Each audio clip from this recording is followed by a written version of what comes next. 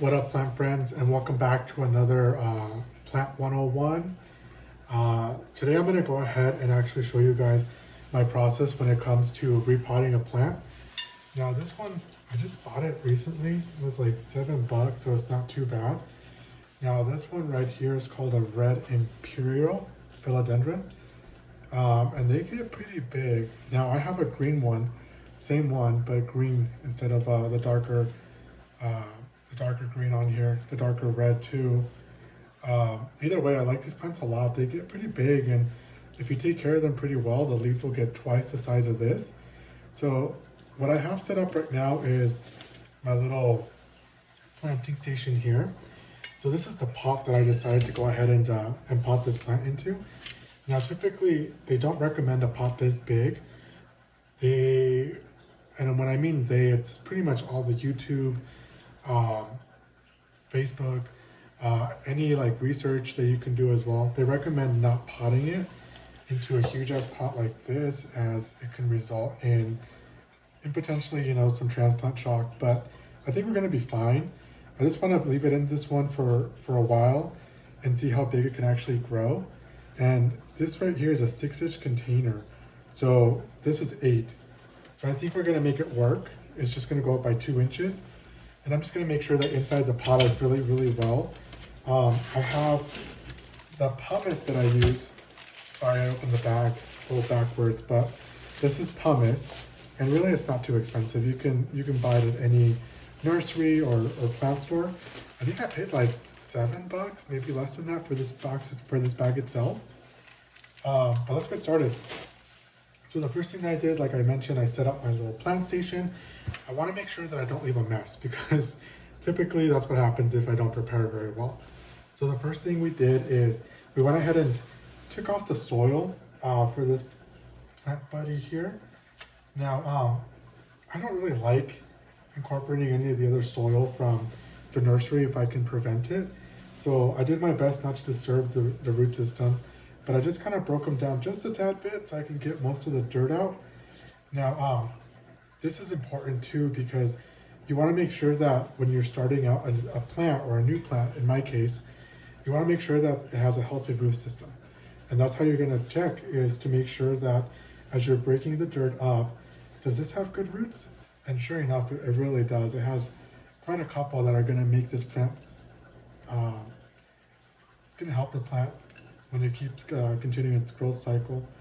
So let's go to the next process here, which is the actual soil on it.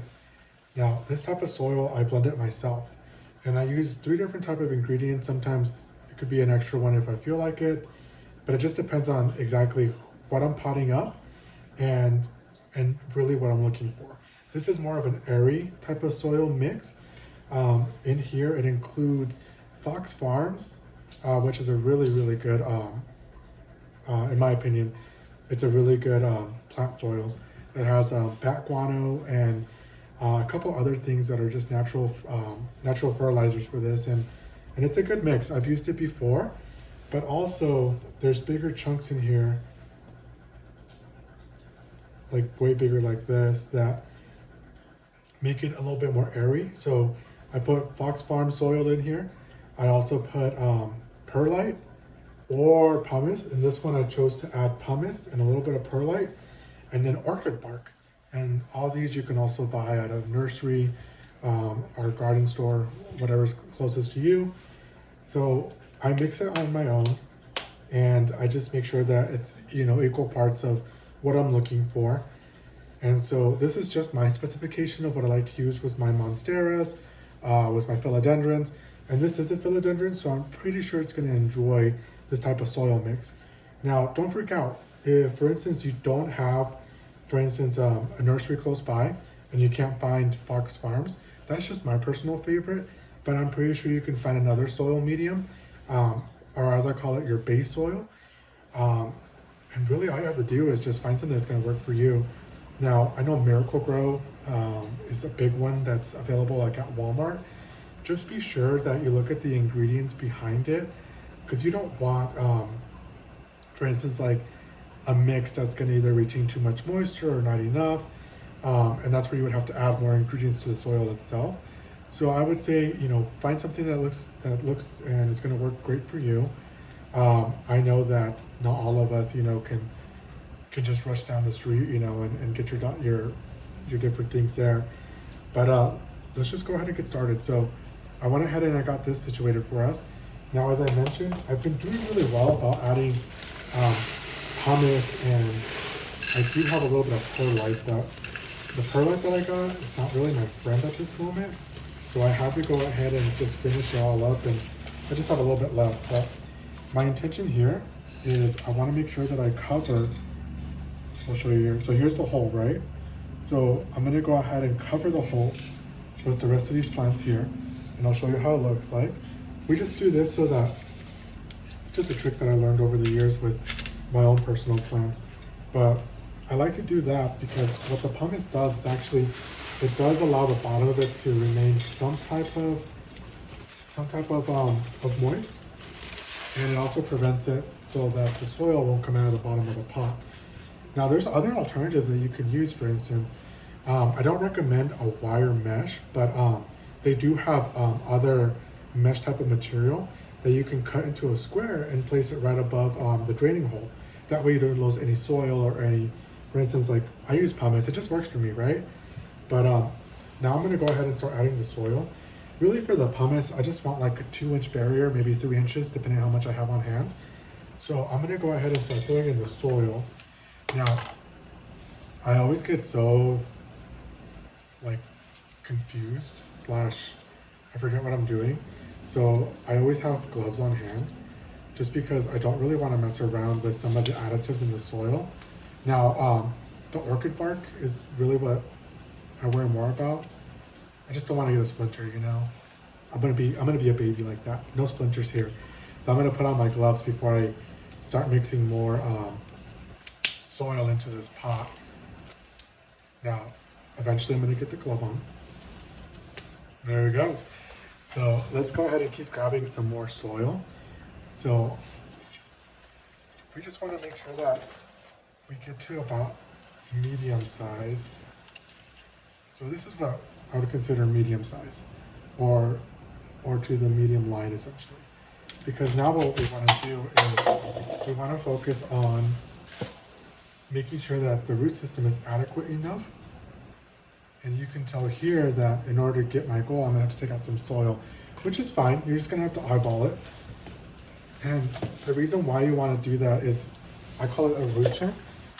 The reason why is just, you don't want your plant to be sitting either too far down or too high up, because that can also impact the way of how your plant is gonna grow. And this one has a good root system, so I'm not gonna stunt it by planting it higher. So I'm gonna plant it a little bit lower than I anticipated.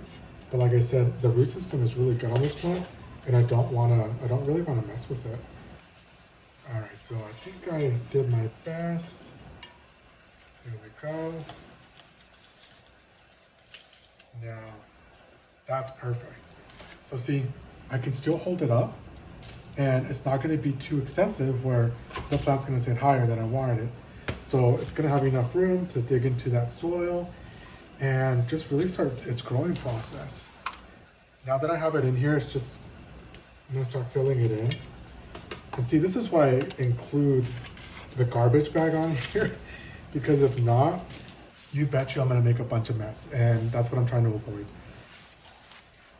So let's just keep going.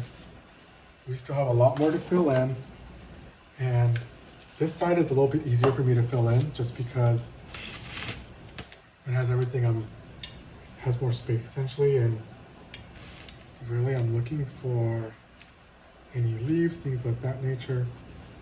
And so we'll just keep going. We'll just keep spreading this stuff around, making sure that we don't bury any leaves. And you're just gonna have to eyeball it and just make sure that you have enough covering that root system. Now you don't wanna keep, that's one of the things that I was talking about earlier, is you don't necessarily wanna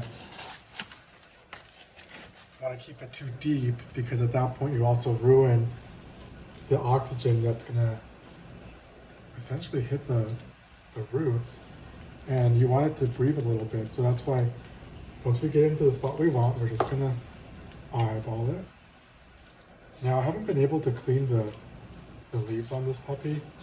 I'm gonna wait a little bit. There's different remedies that you can use, but I'm still kind of messing around with which one I like the best.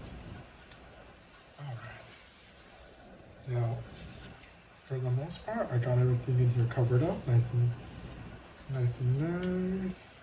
Oh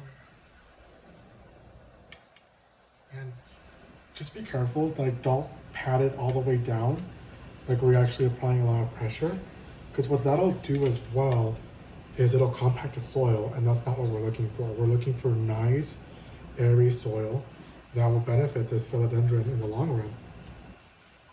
All right, so I'm pretty sure I got this.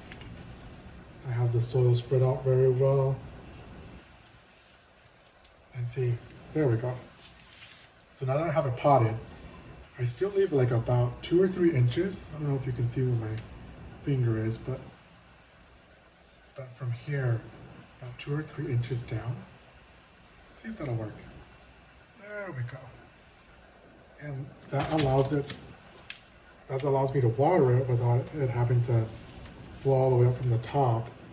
And then as the plant gets bigger, I'll just keep keeping an eye on it, just making sure that it's growing well. And if I will tell you one thing is that I really like terracotta planters. Now I still use a couple of the plastic nursery ones. It really just depends on what the plant that I'm replanting is. But typically for all my philodendrons, especially the bigger ones, I prefer terracotta. It's just a preference. But I worked with terracotta for quite a bit, years since I originally got into the plant game. And I just found that it has the best results, especially if you have a philodendron that doesn't really prefer, I guess, to sit in water for a bit. You just have to make it work for yourself. But other than that, this is going to be our initial repot, and we got that taken care of.